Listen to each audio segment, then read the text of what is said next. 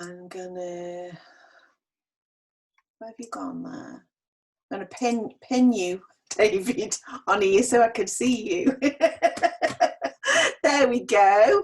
Well, I can see you now, I can hear you now. So hello, David, how are you? Hi, Kathryn. I'm good, thanks. Really good. Good. And you've been on SNUI beforehand? That's right. Yes, we've just completed the latest audience with the president, and we've had a fascinating evening talking about spirit art and autographs and all of that. And it's been a good evening. Interesting. Fabulous. I have noticed that the view behind you never changes. It's always sunny there. Well, you know, the sun always shines in Essex. What more can I say?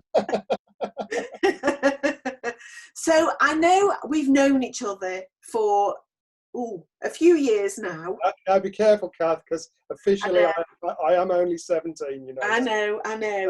And when I very first met you, it would have been at what was your church, Tamworth Church. That was where you were a member of, and I know that you were on the committee.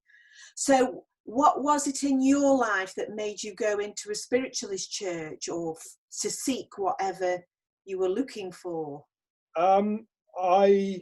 Well, it's a bit of a long story, but I'll start. I actually, I worked in retail. You know, my background is retail, and the company I was working for was taken over by a husband and wife team. The wife was a spiritualist. The husband had nothing to do with it and wouldn't have a bar of it. They actually had 4 children. One of the sons was about my age, and I was invited to go along to the church and just see what I feel. I can't say that I felt any great drawing at that stage, but as soon as I got involved, it was just, there was an interest that was sparked within me.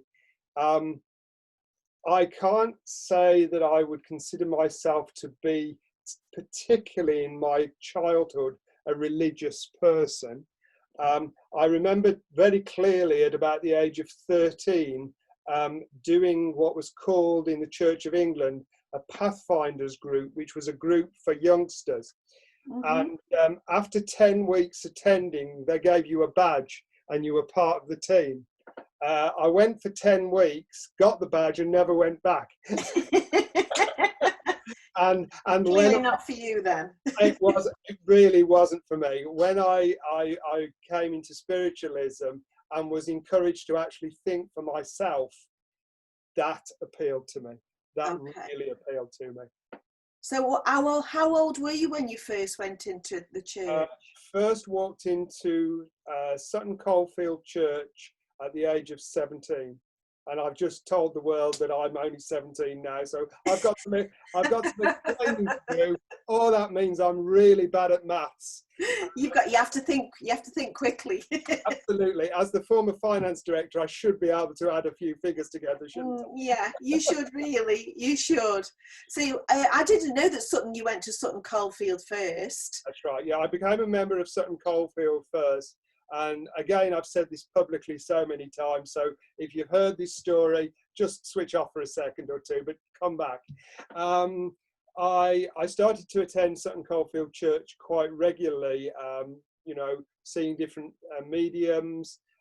When I started at Sutton, which was about 1977, it was quite a busy church, a very progressive church, and they had discussion groups and evenings with demonstrations, but not necessarily mediumship. Yeah. I remember Uragella was quite the in thing at the time, and they actually had somebody that could bend spoons and cutlery, and I found that fascinating, you know. So I didn't know that. I went to Sutton Coldfield, and obviously when I started to attend on a regular basis, and I did start sitting in their open circle, the president actually approached me, and I don't know what he saw in me, but he asked me if I would like to go onto the committee. And I actually said no. I've never said no since I've had that invitation. I But bet. I said no. I said I don't particularly want to go on the committee, and he became a really great friend, and I respected him a tremendous amount. But I always remember him telling me after I told him I wouldn't go on the committee, he said, "Son, can I give you a little bit of advice? It's great that you're getting involved with spiritualism," he said, "but whatever you do, don't get involved in the SNU." He was right, wasn't he? Well, you can just see that as a whole, at the age of 17, I didn't do what I was told, and nothing's changed. No. And that's not always a bad thing, is it? Not at all. To be free thinking and do what you feel is the right thing to do. So from Sutton Coldfield at that young, tender age, what age were you when you first went on a committee then?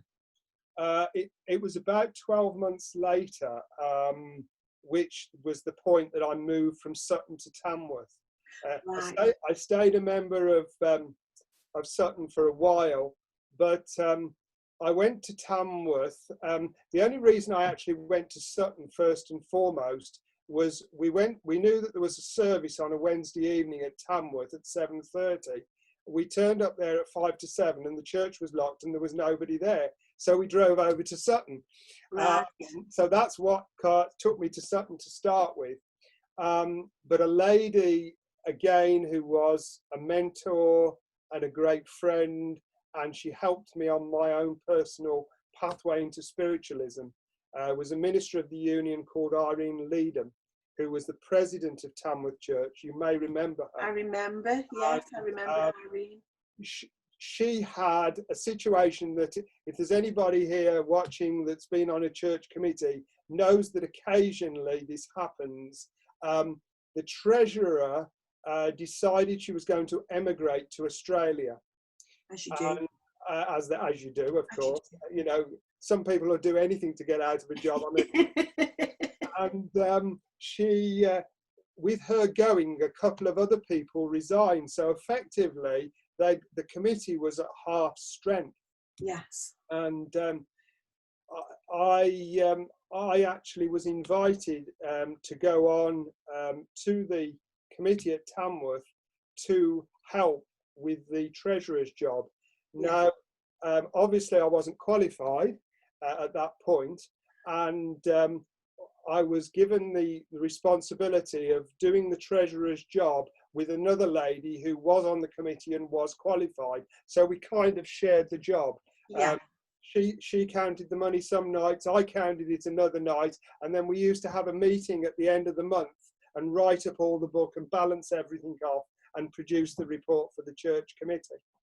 Well, that happened. That worked for about 4 or 5 months, and I can't remember what brought it to a head, but I remember getting like an old tatty suitcase with all the treasurer's materials in, and I remember distinctly actually taking that to a committee meeting and saying, if you want me to be the treasurer, I'm happy to be it, but it was becoming too much of a challenge to have the two of us working together. So I said, if you want to take it back, then fine, that's good, get on with it. But if you want me to do the job, I have to be able to do it on my own. Yeah. And you see what a precocious 18-year-old I was. Oh, I can imagine how that went down. Yes. Absolutely. Like a lead balloon. For some strange reason, they gave me the job. Right.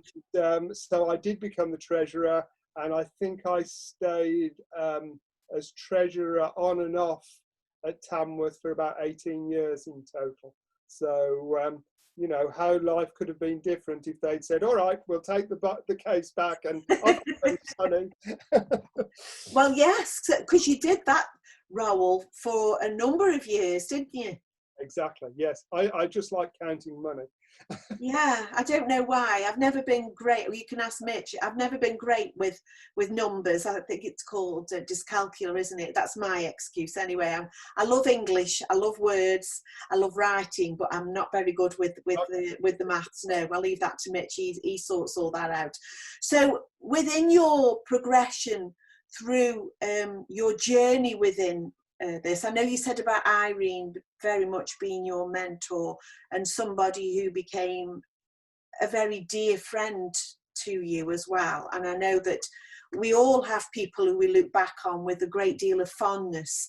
And I know that you also look back at, well, the West Midlands. I know that you live there, but you're not always there. So in these last few months, I know that you've been in at home, as we all have. How's that been for you, not being able to visit everywhere? It's been a challenge because my life over the last 10 years as president has meant I've been traveling a tremendous amount. The miles, the hours I spend behind the wheel of a car, I wouldn't even want to begin to calculate. So it was a challenge, but you see, I've always worked from home. And to be honest, and I've heard one or two people within the union say this, the workload over the past 3 months has just absolutely gone through the roof. Yeah. It's been crazy, the amount of work that's been done. And I've always used to being busy. I'm not very good at sitting around doing nothing. I have to be busy, I have to be active, I have to be involved. And I've actually quite enjoyed it in a strange, weird and wonderful way. I have enjoyed it. I know we spoke about this before, didn't we? We both said it actually is quite nice. It is. It is quite nice, isn't it? I don't know what we're going to do when it's all over. No, absolutely. And I've been encouraged, and I'm tremendously proud that so many of our churches have tried to develop an online presence, and whether they're using WebEx or Zoom or any other platform, it's been great to see that the services, the circles, the coffee mornings, they're still happening, and that is brilliant. And I think that's a tribute to our resilience as spiritualists, because spiritualism in my book can never be something that you just do once a week when you go to church. You become immersed in it, and certainly anybody on a committee. I remember my father passing a comment many years ago and saying, "Son, I don't know why you don't take your bed down to that church," he said, "because you spend more time there than you do here."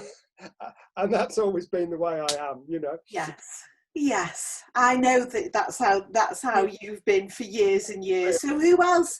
And because I know that you told me not long ago about your journey through the different qualifications, and I know that it's very different now than it was then, as are most things, really, aren't they? So how would you like to explain how you came by getting involved in the education system, or cajoled into getting involved? I think that's fair. I should tell you that when I first came into spiritualism, I had no aspiration in any way, shape or form to stand on a rostrum and give messages. It had never entered my thinking, and I began, I suppose, working for Spirit as a healer, as a trainee healer. And I enrolled for what we would call H1 today, which was then C17. Yeah. And my tutor was one Duncan Gascoigne, who was to become a really big and important part in my life story. And I think I did the first 4 questions, and that's as far as I got. Never completed, never got upgraded. And something just seemed to move, and I got more and more involved in the administration of the church and in time in the union. And as I say, I was sitting in circle. I was developing. I went from the open circle at Sutton Coldfield to a home circle in Sutton with a friend, and there was a group of 5 of us that sat every week religiously. We did that for quite a few years, and I was very lucky because I became aware of a trance capability in my own mediumship, and those 5 people sat every week, and they sat for me, and I was really, really lucky that they were prepared to give the time and to do that. And again, that's a very special time. And then from there, I moved on and started. Don't quite remember. Yes, I do. I tell a lie. I remember driving Irene to what was then Solihull Church, and we went into this. It's not where it ended up recently. It was in a rented room in the centre of Solihull. And I remember walking into this room, and it was absolutely packed. You couldn't swing the proverbial cat. And Irene, as she was just magical. Didn't feel it at the time, but she just said to me a couple of minutes before the service started, she said, "Oh, by the way, David, you're doing the prayers tonight." Am I? Okay, all right. I stood up in front of this packed room and led the prayers, and she'd often do this to me. I remember being on the committee at Tamworth. Obviously, what we used to do, the church was in rented property and it was on the corner, and you know, at 7:10 on a Wednesday night, you used to start thinking, where's the medium? You know, we've got a church full of people and no medium. And oftentimes we used to sit on we stand on the corner of the street watching the cars come down the one-way system and just hoping we saw the medium of the week. Yeah. And oftentimes nobody turned up for whatever reason, you know, a booking secretary's nightmare, and we all know what that's about.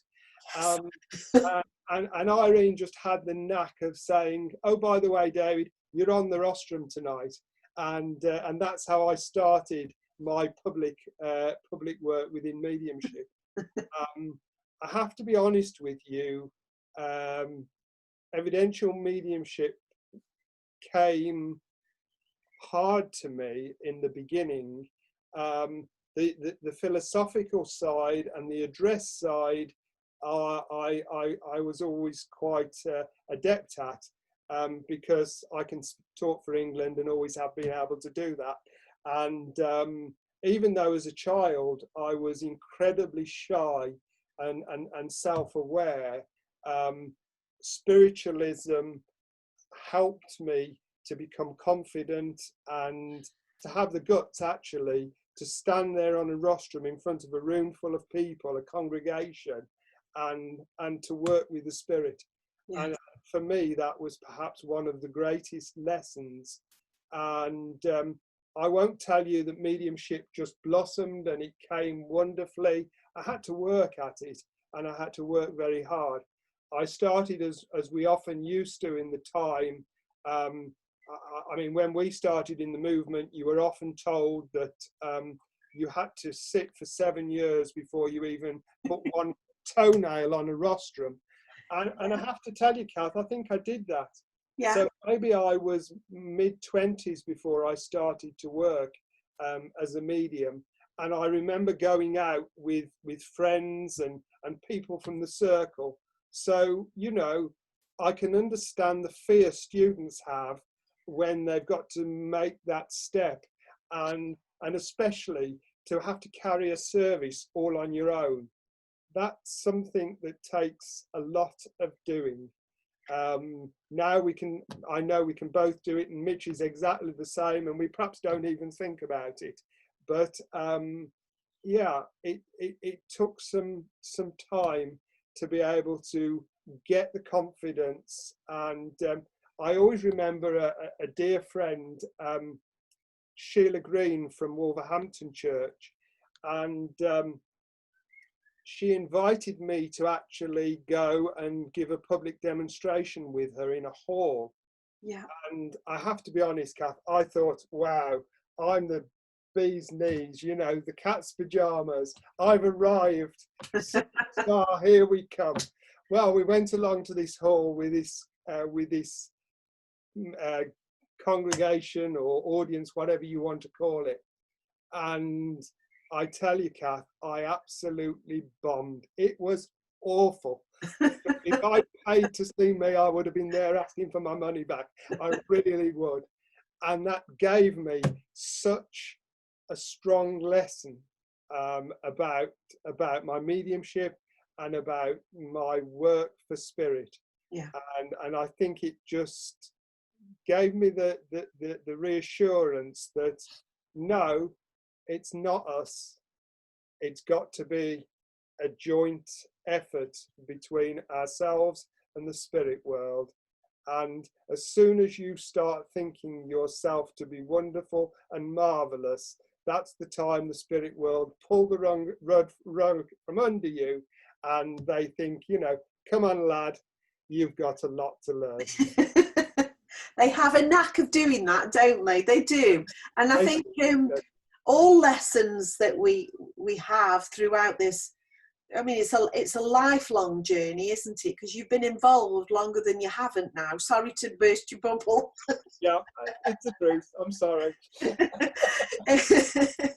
but we never stop learning either, do we? And that's the beauty of life. One thing I will often tell students, every time you step onto a rostrum, it's a unique experience. Every service you give is a unique experience. Every sitting you give is a unique experience. And I think the more fraught you get yourself, as I said at the early days, I was very shy and very nervous and always wanting to, you know, we've got this yearning within our hearts to be the best that we possibly can. And of course, as a medium, you cannot prepare to do a demonstration of mediumship. It's about having the trust to step into that power and to just allow it to happen. Yes. I always remember, and I won't mention the church, I was invited to be part some years ago of, I think, a 5 medium platform. And the 5 mediums, we were all there before we went on to the rostrum to do this special to raise some money for the church. And one of the mediums had got all of his messages written down on prompt cards. And I thought, how on earth does that happen? And where am I going wrong? I don't have any prompt cards. Okay. And yeah, I never quite understood that. And how did those messages go then? Well, it was very clear that I think if the spirit world had manifested itself before him, there would have been nobody more shocked than he was. Yes. Absolutely. Yes. I mean, the only way you prepare for working with the spirit world is to prepare yourself, isn't it? And that's the lifelong process as well, isn't it? Absolutely. And I know that you've got that beautiful picture behind you of the college. When was the first time you went there, and what did you go for? We went down on a course again with my friend. When my very first car or transport as a teenager was an old Escort van, which was given to me by my employer. And I think I passed my test when I was about 17 or 18. And taking somebody to work one morning, I was involved in an accident and the van was written off. And obviously I wasn't earning a great deal of money at the time. And I had to get myself wheels, because once you've had wheels, you can't be without them, can you? No. And I bought myself an old Hillman Minx for £75 with fur on the dashboard. Didn't quite have dice on the mirror, but I think it was pretty close. And I remember driving to Stansted Hall. It must have been sometime in the 80s. And we booked in for a week for a course. I know Mary Duffy was one of the tutors on the course. Well, I remember very clearly that Ron Baker was on the course. yeah. And I remember clearly that Gordon Higginson was on the course. And it was such an amazing, wonderful, wonderful experience. And I remember my friend who knew Ron Baker quite well, dragging him over and saying, "This is David Bruton, you know, and he's a wonderful trance medium." And I, you know, I just wanted the floor to open up and swallow me. And you know, Ron obviously treated it, you know, and he was fine. I got to know Ron quite well over the years, and quite big respect for him, Yes. and his mediumship and his teachings. It was amazing. But I remember having my first private reading in one of the little rooms right at the top of the building, with Mary Duffy, and it was just so amazing. I was really at that stage. I think I already knew I'd found my destiny, Yeah. And it just was great. I didn't ever think in my wildest dreams that at some day I would be honoured enough to be the principal of the Arthur Findlay College. Never aspired to be on the NEC or be president or anything like that. You know, I was just quite happy, loving my spiritualism in working in the church, and we did at Tamworth, when we moved from rented property to having our own church and building our own church. We had in the early days the biggest mortgage I think that had ever been had from SNUT going back, and we just had to work to pay the mortgage. Yeah. And we had to work very, very hard, because just having 2 services a week, a development class and a healing group wasn't enough. No. So we brought mediums in, the big name mediums. We did all sorts of specials and all kinds of socials. And I have to be honest with you, Kath, I loved it, because we had to roll up our sleeves and we had to work really, really hard to pay down that mortgage. We had some help through Eric Hatton with the JV Trust that helped us, which put us on our feet a little bit. And but I would never, ever change those days, just one iota. I remember once we decided to do a supper with spirit, because we always know they're good fundraisers. Yeah. But of course, you know, with me and at that stage, there was no going out and buying 100 packets of fish and chips. No, I wasn't going to do that. We decided we'd do something different. So we decided we'd do sausage and mash. Okay. Okay, as you do. So I remember getting a £56 bag of potatoes and standing at the kitchen sink on a Saturday morning and peeling every one of those that bag of potatoes, and then mashing them all and cooking on endless saucepans, and then plating it all and carrying it to the church to be heated for the evening do.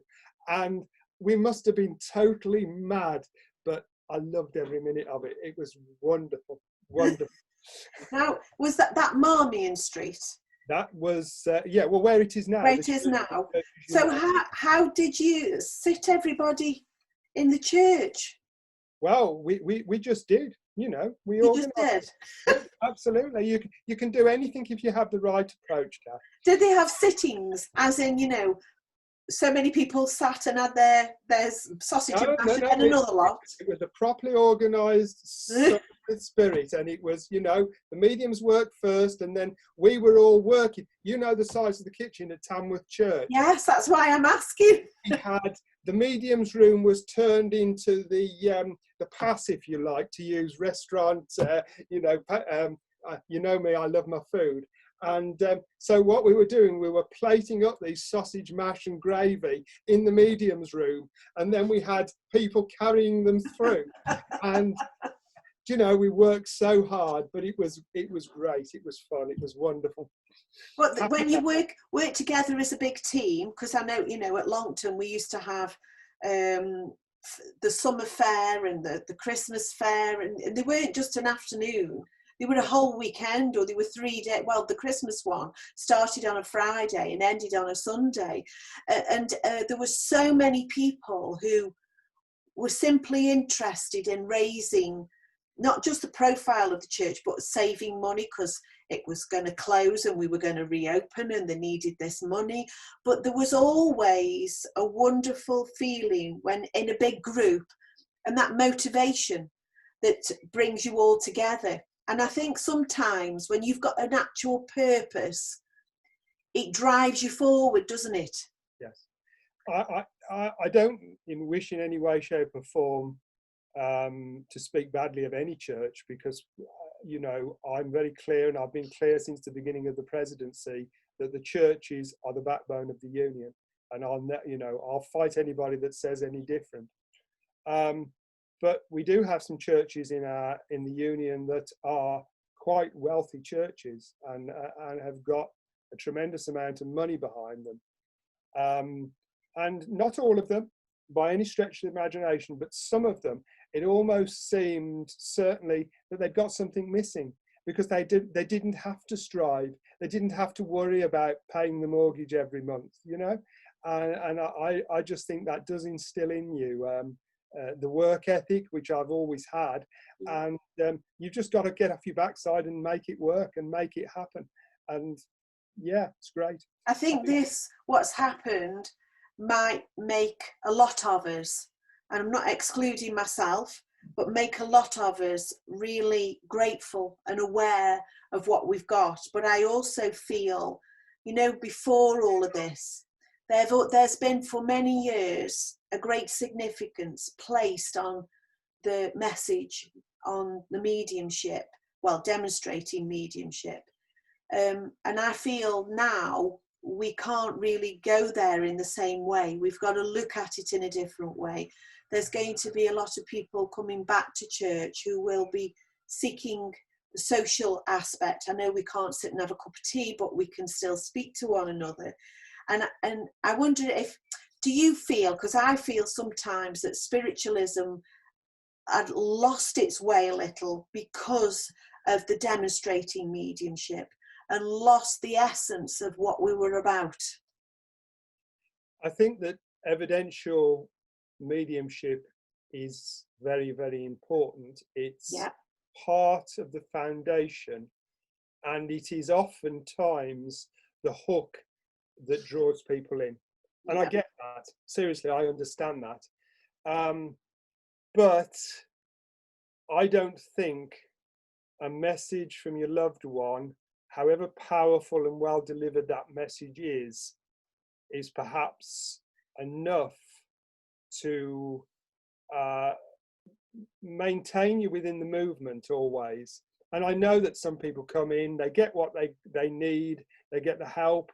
I know that the messages from the spirit world can be transformational in people's life experiences. And you know, if you're grieving and you've lost someone that you love dearly, the knowledge that someone still lives on in the spirit world is a tremendously powerful healing process in your own life.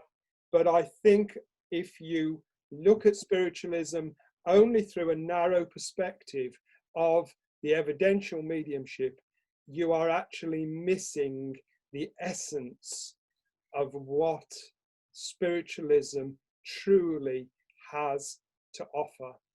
And I'll give you an example of that, Kath. Okay. I've been involved in Open Week at the college since I went on to the NEC, so that's about 19 years maybe. And I remember a lady who I know you'll know, and I'm sure many people will know, Minister Jean Bassett. Yeah. Who was the most amazing speaker. Now, anyone will know Jean will know that she liked a cigarette. She smoked like a chimney. She did. She enjoyed a drink. She drank like a fish. And you know, and she was truly an amazing character.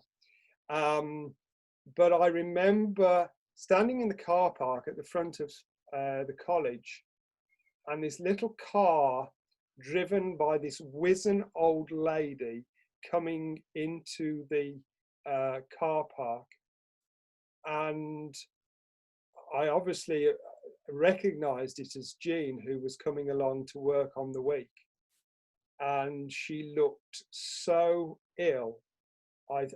How she'd ever got there, I'll never know to this day. Yeah.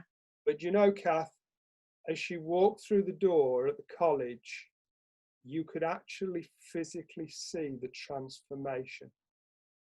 And that year, she was invited to give the address on the Sunday evening.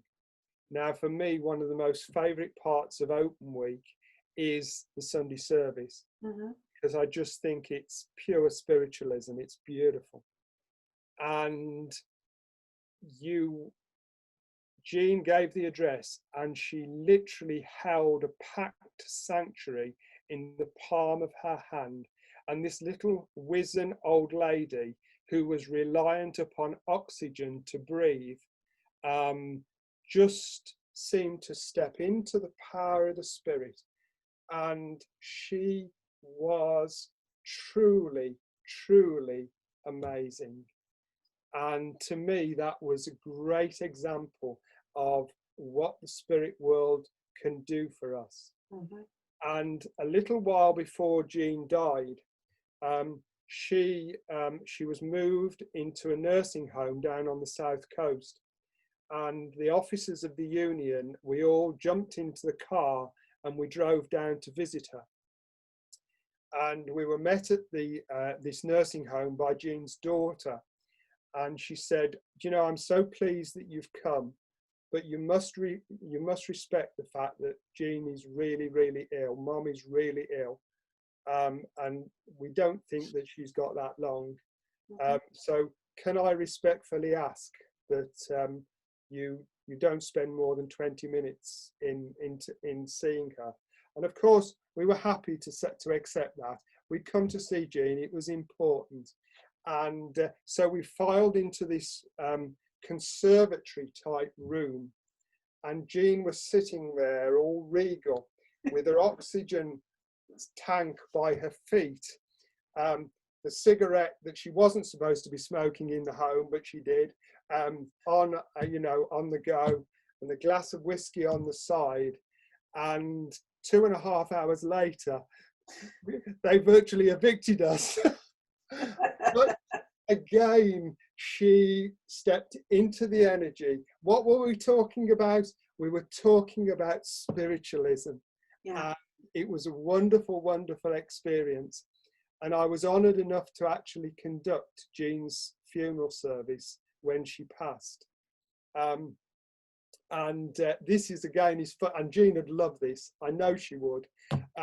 I drove down with Minister Dinah Annabelle, who was Vice President at the time, and I picked Dinah up in Wellingborough, and we drove down, and the sat-nav told us we'd arrived. Well, I'm not kidding you. I've worked in many crematorium around the country, but we were out in the sticks. There were fields and everything, and no sign anywhere of anything that looked like a crematorium. Anyway, I got out of the car and flagged down this postman, and I said, I need to be at this crematorium. And he said, lad, you're miles away. You're miles away. Anyway, he gave me some directions, and I was getting more and more fraught and stressed because thinking, you know, how can I be late for Jean's service? She'll kill me. Okay. Anyway, we drove on and we finally got there, and we literally pulled onto the grounds of the crematorium just behind the hearse. So quickly as the hearse pulled round, I got out of the car, I managed to get my scarf on and my insignia, and then just look as if, you know, everything was perfectly organised, and it was exactly how you'd intended it to be. Exactly. You know, I bet to this day Jean was there with a cigarette and thinking, you know, lad, you just think you know it all, but you don't. and that's great. But the service went well, and it was actually at a crematorium looking out over Kent, and the view from the crematorium was just, they say Kent is the Garden of England, and it was absolutely beautiful. And that's my story and experience with Jean Bassett, who was an amazing lady. And spirit, I'm sure. I hope they have cigarettes in the spirit world, because I think Jean would be back now if they didn't. I've heard people say that before, that they hope that there will be cigarettes in the spirit world, and chocolate and other things that are supposed to be naughty for us here in this. Well, I'll tell you here and now, and I'll put it on record. If they don't have chocolate, I'm not going. Well, if that's the worst of all the things that you do, then you're doing all right, really, aren't you? You're doing all right, really. So I know that a lot of the things that you've done since becoming president, or should I say a lot of changes have happened. What would you think? I think I know the answer to this. What would you think is the most proudest moment that you've had whilst being the president? That is very, very easy, and I think you perhaps do know the answer, because the most proud moment, I mean, don't get me wrong, I love what I do. There's no manual that comes with the job of the president of the Spiritualist National Union. There's no committee you can serve on that prepares you to take on the mantle of the role. And great respect to Gordon Higginson, who did the role for 23 years. I have ultimate respect for him, and every day brings more respect, because it isn't all glory and wonderful things and experiences. Sometimes running the union can be really hard work. But the proudest moment for me, and I think for spiritualism, is the morning that I stepped out onto Horse Guards Parade to represent spiritualism at the cenotaph, at the service, the National Service of Remembrance. And if I walk out of this room and drop dead tomorrow, that will always be the proudest moment, because I was very conscious how long within the movement we talked and dreamed about that happening. And I have to be honest with you, Kath, in the early days, we made representations to government, and we just time and time again, we were knocked back. And it was actually, it just shows, there's a lesson here, I think, for everybody. When life knocks you back, and it does to all of us at some stage or other, instead of kind of getting all depressed and down, change that and find the positive within it. And I think we did that back in 2009, 2010, where we brought the suggestion forward. I think in that year, I remember finally the government department had said, look, you're not big enough as a movement. You haven't got a strong enough representation in the armed forces. You are not going to come to the National Service of Remembrance. And that's it. That's our final answer. And you can't phone a friend. So from that, we had the idea of establishing the memorial at the Arboretum. And it was so proud that within 10 months of the original idea, the planning, getting somebody to build it, getting it dedicated. And that was one of Duncan's last jobs as president of the union, to dedicate the memorial. And that was fine. We put our energies into creating something that was positive, that embraced a lot of people. The spiritualists, you know, that memorial cost from memory about £26,000, and that money was raised almost in the blinking of an eye. Wow. And for me, that tells me that we had the power of spirit behind us in doing that. Yeah. Because people just came forward, money was raised, fundraisers were held, and the money just appeared. And so we did that. And then we just forgot about the idea of going to the cenotaph. It just went off the agenda, because you can only be knocked back so many times. And then out of the blue, I got an email one day and said, would you be interested in applying to represent your religion at the cenotaph? And of course, we just, with government, you know, and bureaucracy, you have to fill a form in. Yes. And we filled the form in and sent it off. Heard absolutely nothing for weeks, and I thought, no, it's not going to happen. It isn't going to happen.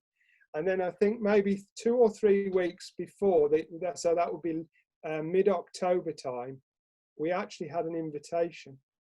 It was that close? It was that close. Wow. And we had all the instructions, and it was like walking on air. So proud.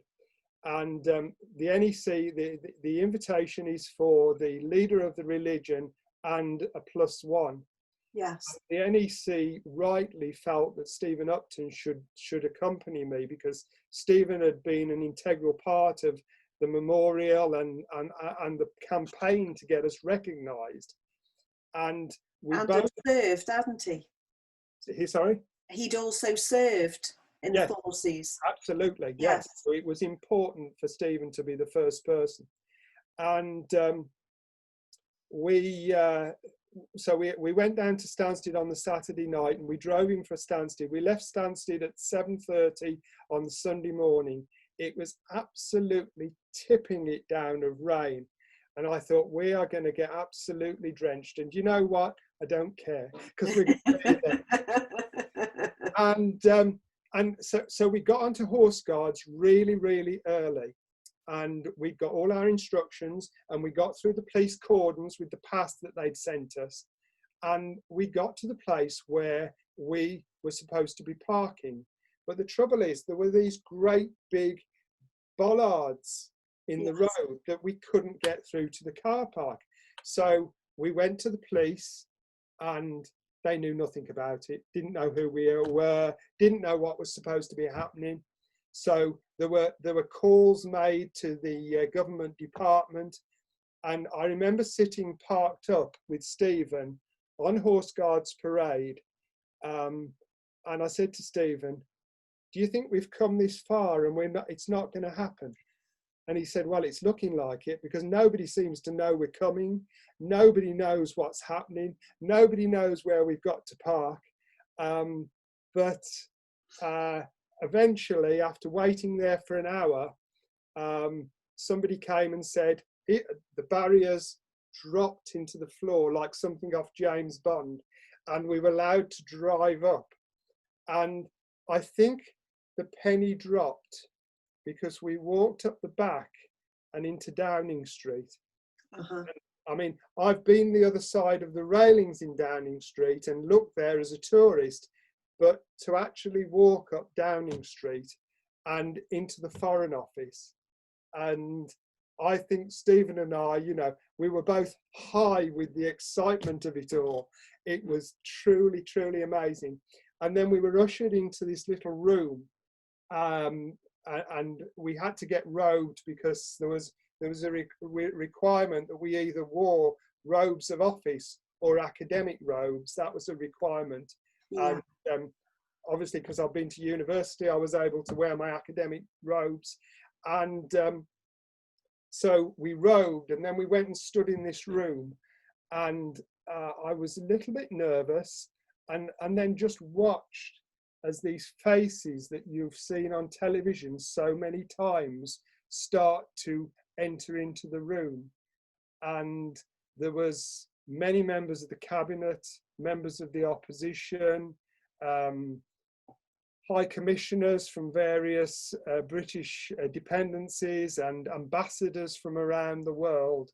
And, you know, I just think I was like a kid in a sweet shop looking at all these people, you know, and I always remember, and I noted this, Theresa May was the Prime Minister then, and I remember her walking into the room, and she was going through a rough time. You know, it's not a great job to have, and I don't think she went through a good time, to be fair, did she? I don't think she did, to be honest, but never mind. But she walked into the room, and nobody spoke to her, nobody approached her.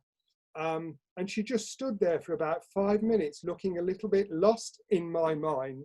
I'm sure she was more than capable of dealing with the situation, but I just felt sorry for her.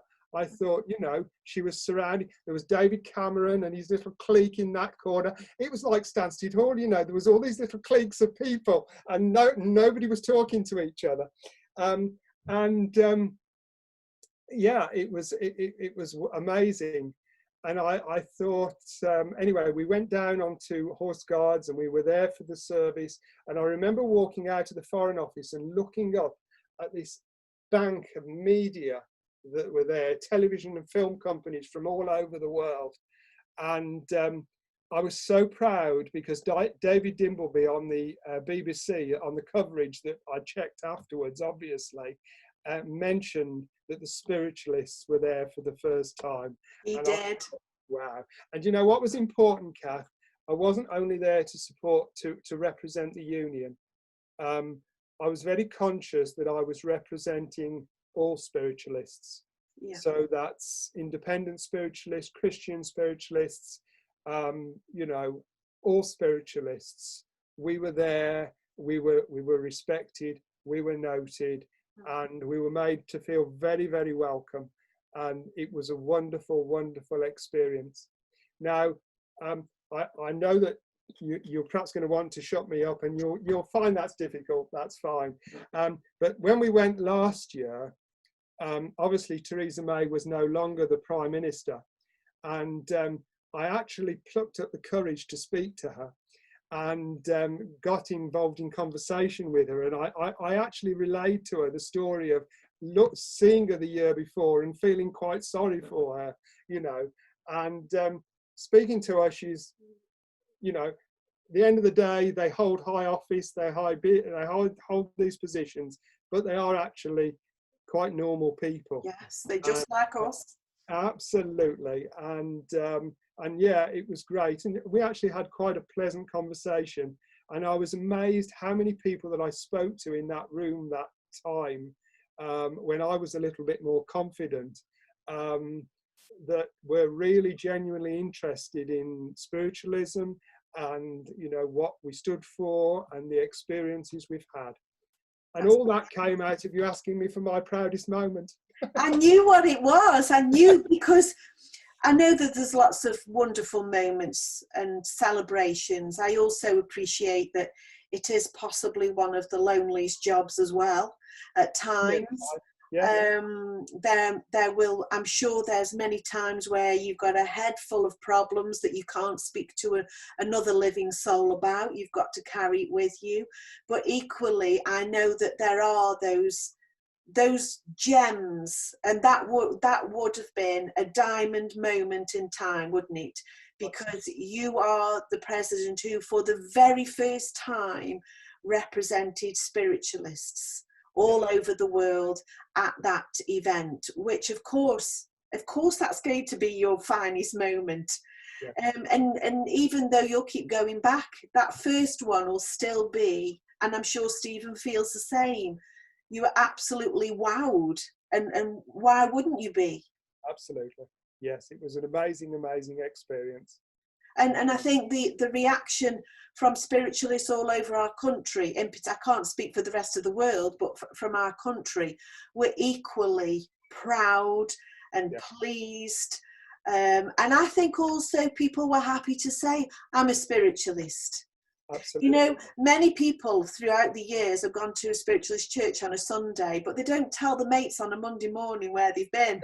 No, absolutely. And social media went absolutely bananas. Yes.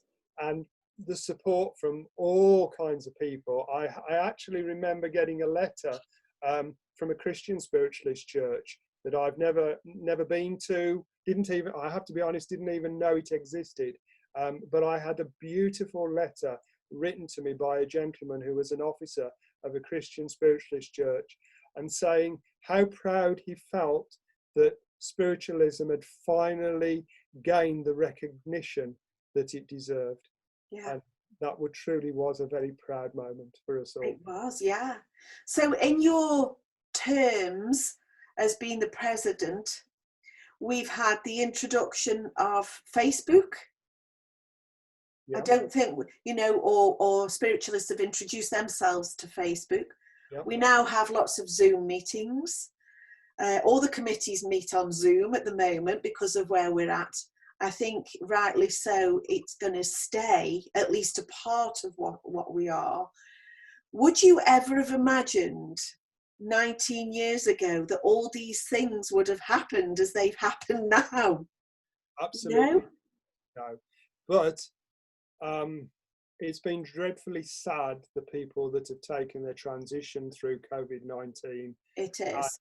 The restrictions that have been placed on life generally. But I'm a little bit of a fatalist. And I really think over the next few months, the movement as a whole has a wonderful opportunity. We have got to reshape and reform. And I hear oftentimes churches bemoan the fact that congregations weren't what they used to be, and they're struggling financially. And I get that, you know. I never forget my background as a treasurer of a church. And I know I once had to ask you for expenses. Well, absolutely. There's the famous treasurer's look, you know. Yes. What? You've got to be joking. But to me, what is really, really important is the true message of spiritualism. And I don't think that will ever become dated or out of date. And, you know, I well accept I'm not always going to be the president of the Spiritualist National Union, but I hope while there's breath in my body, I will always be able to serve the Spirit in some way. And I spend an incredible amount of time driving to churches to take services, and like you, Kath, I love it. Yeah. I put me on a rostrum, and I'm happy, you know. And there's been some wonderful times and experiences and messages that have been brought, and to me, that is wonderful. And it's the excitement. I remember talking to Eric Hatton when he was president of the union, and I think he'd been having a particularly bad day, and we all have them, you know, it happens. And we were just talking about on the phone about the stresses and the strains of the office. And I just said to him, you know, Eric, you know, obviously I can't understand the pressure and the stress that you're under. But to me, there's something magical about being a spiritualist. Mm-hmm. And that magic is amazing, and it's uplifting, and it can transform, and you know, think about the people that have received healing and evidence. For me, the finest evidence I ever saw was a transfiguration seance given in Tamworth Church by a lady, Jean Skinner from North, Yes. up north. I once had a contact that way from Jean Skinner, so yes. And do you know something, Kath? On that evening in my own church, I saw with my own eyes evidence of the spirit world that will live with me till my last breath.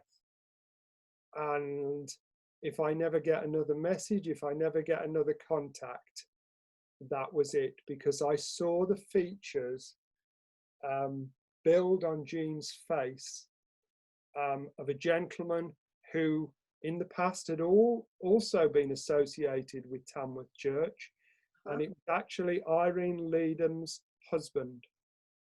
And I'd known him for quite a few years, and the shape of the face and the texture and the mannerisms that lady brought through to me was the finest evidence that I could ever wish for. And from that day to this, you know, that will always stick in my mind.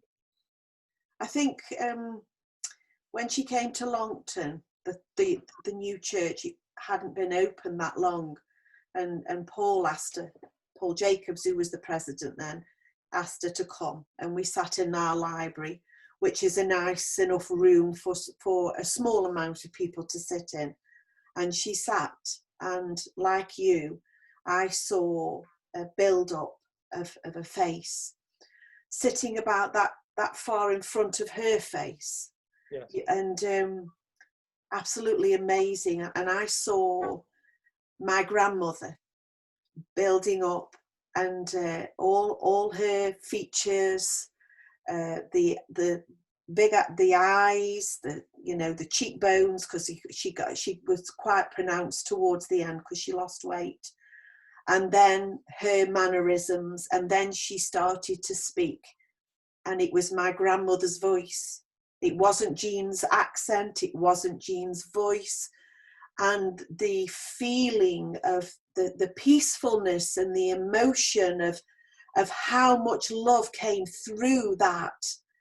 Well, everybody cried, everybody was emotional, you just couldn't help but be touched by it. And like you, that will live with me forever, because you cannot replicate that feeling. You will never forget that feeling. And it's the moments like that change your life forever, don't they? Absolutely, yes. And when people come into our churches or go to the college and have not maybe like that, but have their own reality, you can never go back, can you? No, absolutely not. And in a very positive way, we're changed forever, aren't we? Exactly.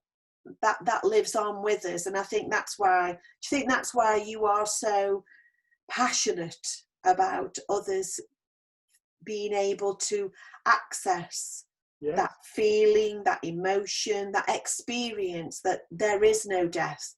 Yes, because I remember working at one of the churches in the West Midlands and bringing a message through to a lady who was sitting right at the back row. And you know, how many times do we always work sometimes, you know, on the back row?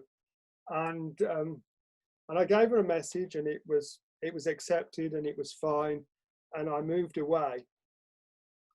And something, I moved on to try and give my next contact. And for whatever reason, I just couldn't get it established. And I was literally dragged back to this lady. And as soon as I went back to her, I became aware of this young man that wanted to communicate with her. And it turned out that this young man was her 14-year-old son, who had died 3 weeks before. And he described and gave evidence. She just virtually broke down, as you can imagine. And I don't think there was a dry eye in the house, including mine. The emotion so charged the atmosphere, and again, it was a lesson, that when the spirit world need to make their presence felt, then that situation is created. Yeah. But again, I haven't got a first idea how many messages I've given over the years. It must run into thousands, but it's strange how just one or two stick in your mind. They do. And it was just such a powerful experience, but a lesson, because I think we always have to hold fast to the knowledge that we are only the channel. We are, as a medium, we are only the channel. And what is important is the communicator. Now, without us, the voice of the spirit cannot be heard. But we are not the important link in the chain. No. We are just part of the chain.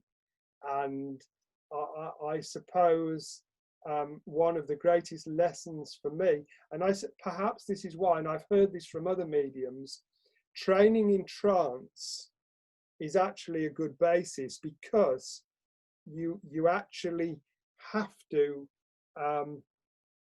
have the courage to actually let go. Surrender. Spirit world, surrender to the spirit world. Yeah. And I'm not talking about the spirit world taking you over, because anybody that's studied trance knows that doesn't happen anyway. But I think that was maybe why I had to go through that process of sitting for trance. And I don't publicly demonstrate trance. I think I've maybe done it a couple of times, and I don't really sit in and experience trance anymore. But I just think it was part of the building blocks of my journey, and an important part. I think it gives you, you've got to have a solid foundation, haven't you? And you've got to have that resilience as well, because let's face it, most mediums being very, very sensitive, I don't think there's one medium who hasn't thought, oh, I can't do this anymore, I'm going. I've had enough of this, and for whatever reason. And many people... This is it. I'm not doing it anymore. And I often think those that work close with us from the spirit world, I'm sure they think, oh, he's off on one again. I was going to ask you, have you ever thought, no, that's it, I can't do that anymore? Yeah, absolutely. Yeah. I've got off the rostrum many times and said, that's it. I'm not. Why do I put myself through this? I remember serving a little old church in the back streets of Birmingham, and it was in the very, very early days. And I sat there in this long room, and a rat ran up the outside of the room, and I thought, oh my God, what's going on here? What am I doing? Oh, so yeah, okay. Just part of life's rich tapestry, is it not? It is, yes, it is. Yes, I think we all have some strange experiences of whether it's places or people or incidents and accidents and all those sorts of things.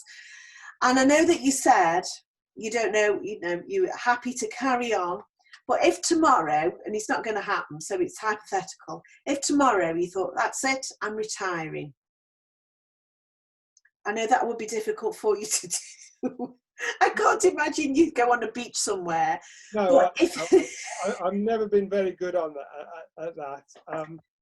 When I worked in retail, that developed in me an absolute pathological hatred of Christmas, because it used to be so much work. We used to work till about 9 or 10 o'clock on Christmas Eve, and then we were open again on Boxing morning. So we got one day off. Where did you work? I was working in the newsagents business. It never stopped. You got one day off a year, and that was it. And that's why. And I used to dream of having 2 weeks off at Christmas because, you know, the guys used to come in from the factories at about the 18th or 19th, and, oh, well, we've broken up now, we're not going back to the new year. And here was us with our one day off. And I used to dream of going and lying on a beach somewhere in the sunshine on Christmas Day. I've never done it, never had the opportunity to do that, but maybe I'll do it one day. I know you've been to the Bahamas at that time of year, haven't you? Or you've been to the Caribbean. I've been to the Caribbean a few times, yes. That towards that end of the year, around, you know, what we class as winter. And I remember one of them, you were caught up in a storm. Which was that the last time you were there? Yes, I think it was, because we were in the Dominican, and we actually had a full-scale hurricane, which was an interesting experience. That's what happens when you go to the beach, you see. Well, this is true, so maybe I should keep away from it. But yeah, it was an experience. We were all, they fed us in the evening, and you know my love of food, so I'm not good at starving. But they fed us, and then we all had to hunker down in our rooms overnight, and you know, pile furniture up so the door didn't blow open. And it was a modern complex we were on, and actually it escaped reasonably well, because when we actually drove off the complex, you know, you saw people's homes flattened. It was a full-scale hurricane, and you know, I honestly, Kath, looking back, I wasn't frightened. No. I've got no fear of dying, and that's what spiritualism has given me.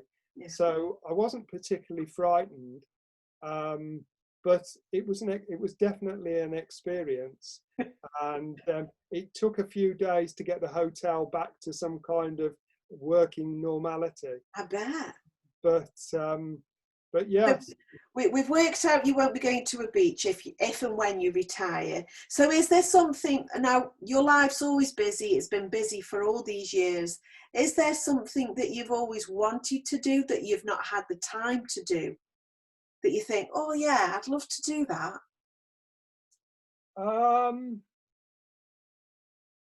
When I go on holiday, I love to read. And I always take about 7 or 8 books with me, and I just tend to chill by the pool and read. And I read quite widely. I love autobiographies. I also usually, I know this is a bit sad and people are going to think, well, where does this guy get off? But I usually take at least one spiritualist book, because I don't have time to read. No. You know, in normal working hours, apart from reports, spreadsheets and balance sheets, etc., etc., and minutes. And the bylaws. And the bylaws, yes. Yeah, I do enjoy reading, and I also enjoy writing. That is, I know we said at the outset I was a numbers man, and that's true. But at school, I actually did quite well with English literature, and I'm interested in that. I'm interested in history. I'm also interested in science, and perhaps that's something that drew me to spiritualism, because of the scientific aspect of our movement. And science was always one of my good subjects at school, which I was very interested. And I have to be honest with you, Kath, I love learning. Yeah, I really do enjoy learning. I mean, I left school with a very average academic attainment. I was always midstream, never in the high stream, never in the low stream. But, you know, I didn't stay on and study A-levels or anything else. I'm moving to higher education. I did that myself, again, when I was early 20s, and computers were just starting to come in and get used, and I decided to take get myself to college to learn how to build a database on a computer. and I just got the learning bug. And from there, I went on and did A-level accounts, and I went and did a couple of postgraduate qualifications as well. And all that terminated in my master's degree, which I did at Aston University in Birmingham. And at the time, I was getting up at 5 o'clock in the morning for the papers. I was working till 5:30 at night. And then I was driving into the centre of Birmingham to do a 2.5, 3 hour lecture session with various teachers. But I thrived on it because the energy of the business and the energy of the study was totally different. Yeah. And moving one to the other, you know, and then going home. And when I was doing the masters, we used to do 13-week terms, and you had 3 modules on every term, and every module there was about 6 or 7 books that you had to read, that were required reading for the module.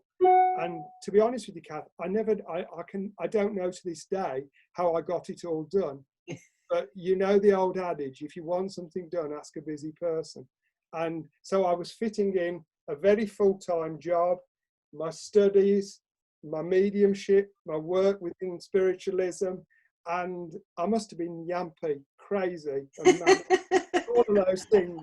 But I don't regret a single minute of it. And again, on a personal level, actually going to the congregation and picking up my degree was a very proud personal moment for a kid that had left school with a handful of CSEs. And I remember having a teacher at school who believed in me and tried very hard to get me pushed up into the higher set. And clearly there weren't enough teachers that believed in me the way she did. And I thought, well, it just shows, you know, you can achieve whatever you want in life if you set your mind to it and make it happen. You can, yes, absolutely. Well, you've just proved it, haven't you? So is there anything you want to do for yourself? No, because when you're a kid, you say, well, when I grow up, I want to be this and I want to be that, and it changes every week depending on what you've done. Yeah. I really don't know what I want to do when I grow up. Being a grown-up is a bit overrated, don't you think? It is for us fellas, especially. Well, it's now 1:45. I can't believe where the time goes so quickly. Thank you so much for, for being here tonight. And I know that you've been on before, you were elsewhere before, so thank you so much for being with us tonight. I hope it wasn't too much of a struggle for you since you've been elsewhere beforehand. No, it wasn't at all, Kathryn. Good. Thank you for joining us, and thank you for being so honest. Just hang on. Bye, everybody.